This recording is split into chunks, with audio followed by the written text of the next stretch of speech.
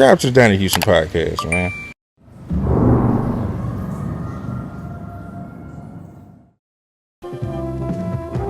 Good morning, everyone. The search for 5 men wanted in connection with the robbery of a jewelry store is over. Channel 2's Jack Cato reports on the day-long manhunt.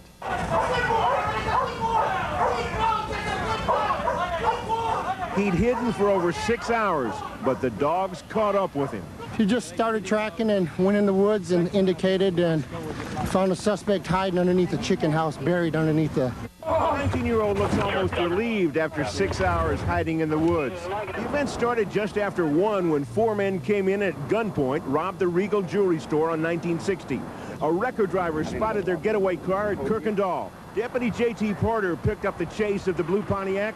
It ended here off the Hardy Toll Road when the car ran out of road in a field. One of the suspects appeared that he had a gun. The officer responded by shooting the suspect twice. The day, what was the, had y'all already gotten away with jewelry stores and shit at that time? Yeah, that was out there. It was already hitting the licks. Yeah. So y'all go to this one, and in that day, is any mind, because sometimes I talk to people and they go down, they like, man, that whole day was messed up. I had a bad feeling, I felt whatever, and niggas steady just say, fuck all that shit. That's exactly what happened. Exactly what happened. So, the story goes like this, man. We need to fire this weed up. So, we went to the Crawfish Festival. Man, I had a good solid little crew, man. We, everybody having money. How many of y'all listening? It was like 7 of us, man.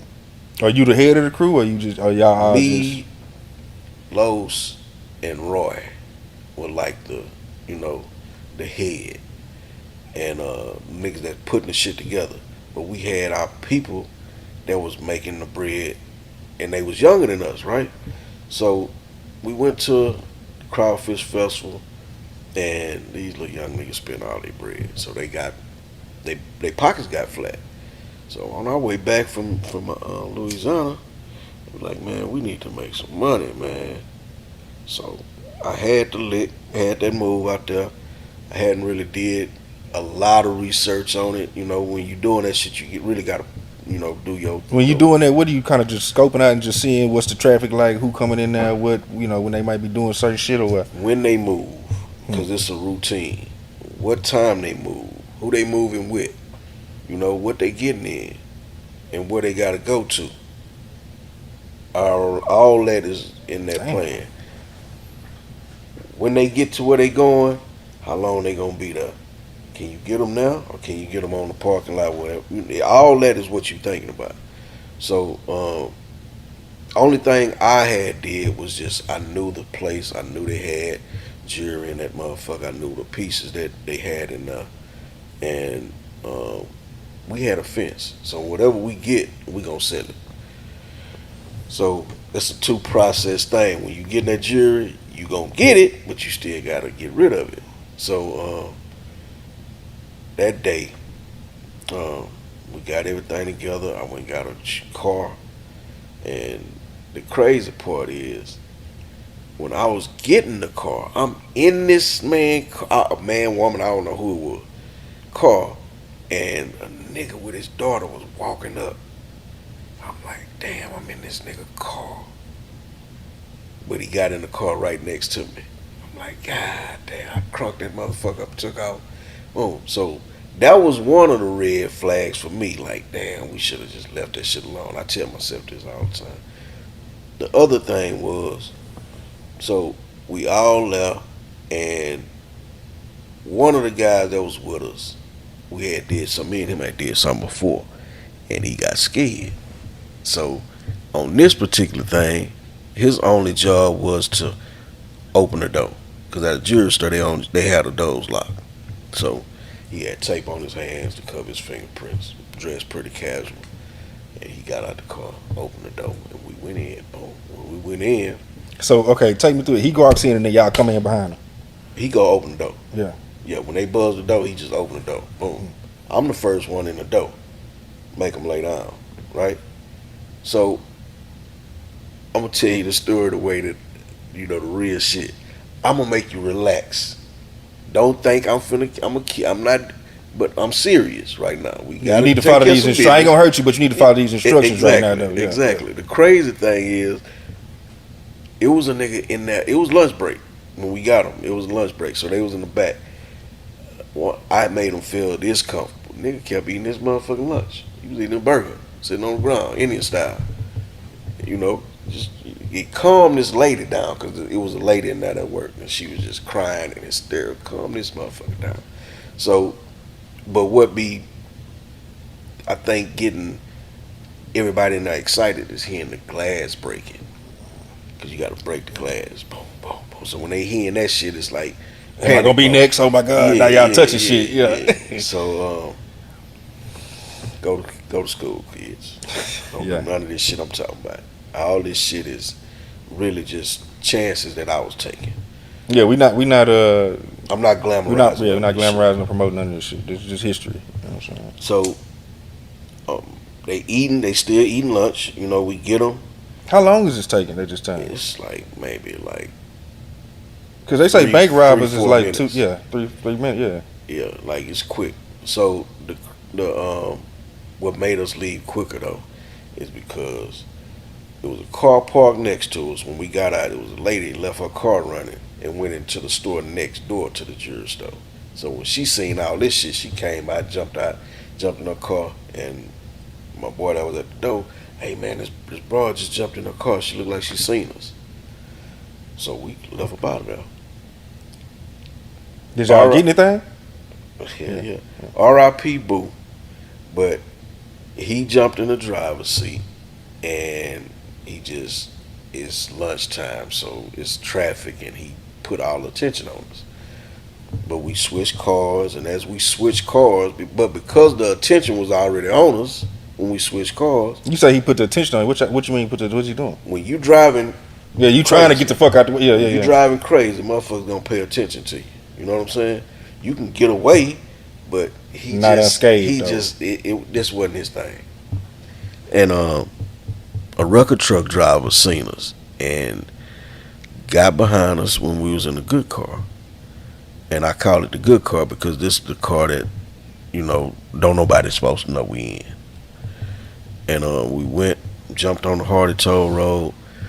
And as we jumped on the Hardy Toll Road, I can see the police going back towards where we just left from. I'm like, okay, what the shit they gonna take 1 minute before they get back. Yeah, they going back to where we good. You know, I'm making everybody, because these boys in the back, they going in the jury sack, man, trying to figure out what they want to wear, right?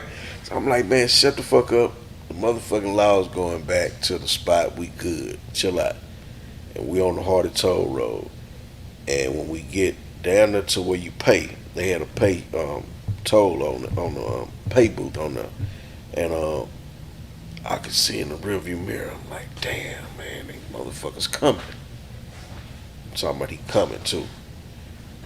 And my boy Roy, he was like, man, they got us. I say, no, they ain't got us. You better punch this motherfucker, right? So we paid it, but the law was right here. We paid it, and he took off. When we took off, I don't know if you seen the car that we was in. The blue joint. Yeah. Man, that motherfucker couldn't. The police car was right on our bumper the whole entire time. So I'm trying to think ahead. I'm like, okay, well, we out here. I used to get my cars painted out there off the Hardy Toll Road. This essay out there. So I was like, get off right here, and I'm gonna go to. I can't even remember that boy's name. I'm gonna go to his house with the jury because I don't want to get caught with all this jury. If they chase y'all, whatever, I'm gonna get out though. Get off the freeway. Get off the beltway. So when we exit, we go up. Red light, you can see it. It's like up on a hill, and they had it blocked out. They had already had the shit blocked out. So we dipped off into the yard. This big ass, where you seen the car, we dipped off into this big ass yard, but it's acres. You know what I'm saying? But the whole time, police car like right on our ass. And when we tried to make this little turn, he hit us, boom, and spin the car around. So when he spun the car around, the car died. When we get out the car, I'm telling everybody to leave the guns in the car. right? We get out the car. I got a bag. Everybody running. But I'm just thinking, in my mind, we just trying to get away from these laws. So I'm running, and I hear the gunshot, boom, boom, right off the bat, boom, boom, boom, boom. But I'm thinking they shooting in the air until I heard my boy Sam say, "All right, I'm hit." And I'm like, damn. So I'm running, Troy behind me, and all I hear is bullets flying by. I'm like, these motherfuckers trying to shoot us, bro. And we jumped the fence, jumped another fence behind these people's house, and my legs give out. I fall down. I get back up, and my boy Troy was like, "Man, what we gonna do?" I say, "Man, let's go in this garage." So we go in the garage. We standing in that motherfucker. I'm trying to think, like, what the fuck we gonna do? And as we back there, a man came to his back door. He was like, "Hey, man, what y'all doing back there?" And I was like, "Man," I kind of kneeled over. I'm like, I said, "They after me, man, they after me." And I got close to him. I put my arms out, and I'm pushing him in his back door. And as I'm pushing him in the back door, his wife on the couch, and she was on the phone with the police because they hear all this shit. She was like, "He's in the house right now." I'm like, damn. I pushed him, ran out the house, ran across the street. But as I run across the street, I looked down the street. The police seen us, and they turned around. They came, they started coming back where we were. When we ran into the woods, I'm talking about it was no trails or none of that shit. I'm talking about we running, busting through the motherfucking branches and shit. So me and Troy get split up. I find me a little area where like a horse barn was, and I rest. I'm sitting there, I got this goddamn bag of jewelry, man. I got to find somewhere to stash this shit. So I see this little tree, for a marking point. I see this tree. I know it's by this horse barn. I plant my shit right there. Then I burn off. I go to another area because I know these horses keep walking over. They gonna draw the attention to me. So I found a little spot. There was a gate around this goddamn. I thought it was a dog house, but they said it's a chicken coop. But I seen this gate, so in my mind I can't open the gate because I want it to look like ain't nobody been in this motherfucker. So I get in that motherfucker. I jump over that bitch and get inside the motherfucking dog house, chicken coop, whatever the fuck they want to call it. But it's like a big ass door. And I'm just in that motherfucker. I'm like, nah, they gonna see me in here. So I get out that motherfucker, lay down on the side of that motherfucker, and it was probably like this high off the ground, right? But I couldn't squeeze under there, so I started digging, and I got my body up under there, and all that dirt, I pushed it back. So the crack was like, I could see out that motherfucker, right? I'm up under this motherfucker, it's probably like this wide. And I'm up under there, so I could see out the crack. And I had me a cell phone. This was way back then. I had me a cell phone. So time go on, I make a call to my girlfriend at the time, and they telling me it's on the news. They shot Sam, and they looking for you. And you telling them where you at and where the shit might be hid, so just in case? I ain't telling them none of that shit. I just told them to come out there in that area. I told them where we at in that area, but I ain't telling them about the jury. I ain't telling them about none of that shit. Just y'all come out here. So next time I make a call, they came out there, but they had all the shit blocked off. And I'm like, damn. So they barricading everything. Call again. They done called Troy, and he bleeding out the head. So they saying that I'm armed and dangerous. But let me back up. The police report from the start was that we were shooting at them. Yeah. So every police that was looking for us thinking that we started this shit with the gunshots, but they was protecting themselves because they shot my boy from there. Like, they didn't even say freeze, get on the ground. They didn't say none of that shit. Motherfuckers just got out the car, started shooting. Shot my boy twice. But so I'm out there. I'm under this house, and time going on. I could see them evacuating the neighborhood that I'm behind. I see all the cars leaving. all that shit. So I see them when they walking out there looking for me. They looking, you know, I can see all that shit. This is like hours. I think that shit happened at like 12 o'clock, and they caught me at like 7, 8 o'clock that night. Yeah, I was out there all day. So I passed out under that motherfucking house, man. And when I woke back up, I could see it had been raining. So I called my gal again, and she was like, they calling out the search. I was like, all right, y'all just come back out here, and I'm gonna leave from where I'm at, and I'm gonna call you and let you know where I'm at. So I hung up the phone, and like as soon as I hung the phone up, man, I can hear the police saying, "Where you at, boy? Where you at?" I'm like, God damn, they got the dog, right? So the dog came right to me, came in the gate, came in the dog house, walking on the top of that you know, on the inside. I'm under that motherfucker. So he came out the house, came on the side, and I'm like close to the little part where he gonna put his head through, right? And the nigga grabbed my leg. I'm like, damn, so I moved over. But the police thinking that this not me. They thinking it's a rabbit or something, because I hear him talking, man, the fuck is this dog after under this house, man? Let's push this house on. I think it's a rabbit. Let's just see. And they pushing it, and I'm pulling that motherfucker back down. They pushing it, I'm pulling it back down. And they just pushed it over, right?